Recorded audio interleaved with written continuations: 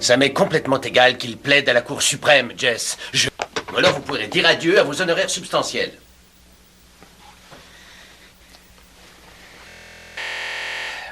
On ne peut ni vivre ni mourir sans eux, malheureusement.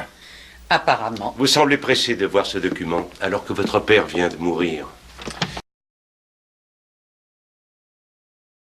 Négatif. Tu es un menteur. Vous n'êtes pas en position de juger, oncle Seth, étant donné que vous n'y avez pas parlé pendant 30 ans, n'est-ce pas? C'est vrai? Oui, c'est vrai. Ça vous dérange de m'en parler?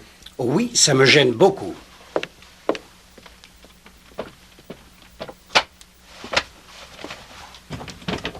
Seth, puis-je entrer? Je vous en prie. Si vous avez l'intention de partir avec moi, je vous conseille de faire votre valise. Partir? Aucune loi ne m'oblige à rester ici et servir de suspect numéro 1. S'ils pensent que j'ai tué mon frère Richard, ils n'ont qu'à m'arrêter. Ne me tentez pas, monsieur. Pour l'instant, nous vérifions les empreintes trouvées sur les verres la nuit dernière. Oh, je peux vous aider, peut-être. Vous trouverez sûrement les miennes. Nous avons discuté, Richard et moi, autour d'un verre. Discuter. Deux personnes qui ne se parlaient plus. Ainsi, vous étiez en train de rattraper le temps perdu. Oui, je crois qu'on peut le dire. Vous, peut-être. Mais qui pourrait le confirmer? Si vous faites allusion à un témoin éventuel, désolé de vous décevoir. Seth, votre conversation a duré combien de temps? Oh, je ne sais pas, nous avons parlé environ 2 heures, probablement entre 10 heures et minuit. Le juge situe la mort de votre frère entre minuit et minuit 30. Vous êtes apparemment la dernière personne à l'avoir vu vivant. Vous oubliez le meurtrier? Vous voulez me faire gober cette histoire de réconciliation? Lieutenant, vous devez me croire au nom de la plus haute autorité. La plus haute. Cet homme... Vous voulez me dire que ce monsieur... Excusez-nous, je vous prie. Ne me dites pas que le docteur Hazlitt est l'un d'entre nous. Lieutenant, je vous répète qu'il n'y a pas de nous. Bien sûr, oui. Oui, c'est évident. Oui, alors où est-ce que ça nous mène?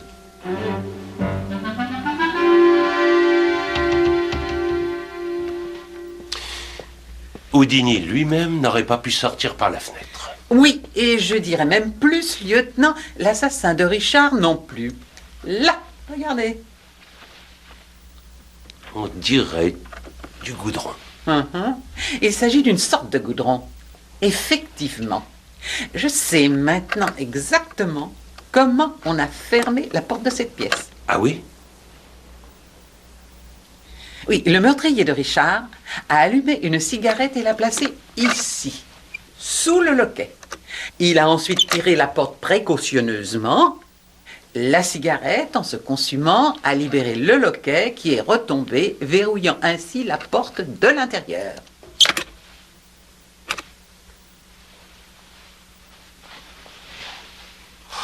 Vous, les fédéraux, vous connaissez votre affaire. Mais qui a bien pu prendre toute cette peine pour un rubis? Ce n'est un secret pour personne. L'œil du Dahanav était considéré comme perdu. Mais quand nous avons appris que M. Hazlitt l'avait acheté il y a 2 ans à un collectionneur anglais, j'ai immédiatement reçu l'ordre de négocier son rachat au profit du peuple indien. Ce rubis représente beaucoup pour votre pays pour en avoir proposé à Richard 2 fois sa valeur. Pour récupérer l'œil du Dahanav, Madame Fletcher, le prix ne peut pas être trop élevé. Jusqu'au meurtre. Est-ce que vous insinuez que j'ai tué M. Hazlitt? Vous faites un excellent suspect. Au contraire, lieutenant. J'ai voulu lui sauver la vie en proposant un bon prix pour la pierre et en stoppant la malédiction qui l'a tué. Ça n'est pas cette malédiction qui l'a tué, Monsieur Singh, mais plutôt un être, tout ce qu'il y a d'humain. Si vous en êtes sûr, ma foi, je n'ai plus rien à vous répondre. Cette affaire a des ramifications internationales, je vais prévenir Interpol. Mais vous l'avez déjà fait, peut-être.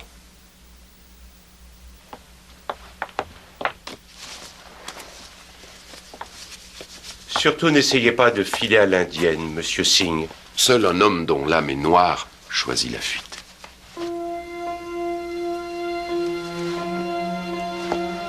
Excusez-moi, Monsieur Singh. Vous ne mettez pas l'autre gant à votre main? Attendez. Montrez-moi votre gant.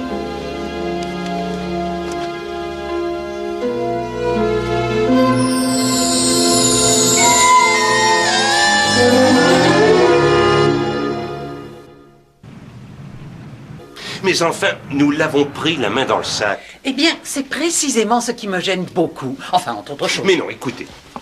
Singh a essayé de tuer Madame Hazlitt pour avoir le rubis. Voyant que son plan ne marchait pas, il est revenu après que le docteur et son frère se soient quittés. Il a tué Richard Hazlitt, volé le rubis et s'est arrangé de façon à faire croire à la malédiction. Très logique en effet. Oui, mais voyez-vous, si la mésaventure d'Alice avait un rapport avec le meurtre, eh bien, il y a très peu de chances pour que M. Singh soit l'assassin. Comprends pas. Celui qui a mis en route la voiture dans le garage n'ignorait pas qu'Alice viendrait y chercher le cadeau de son mari. Et c'est un détail dont M. Singh ne pouvait avoir connaissance. Mais comment se fait-il qu'on ait trouvé le rubis dans son gant? Ça m'étonnerait beaucoup qu'un homme rusé comme Singh ait pu de façon délibérée cacher la pierre dans un de ses gants et la faire réapparaître devant nous. Je suis absolument certaine que son seul crime est d'avoir cédé à un moment de faiblesse bien humaine en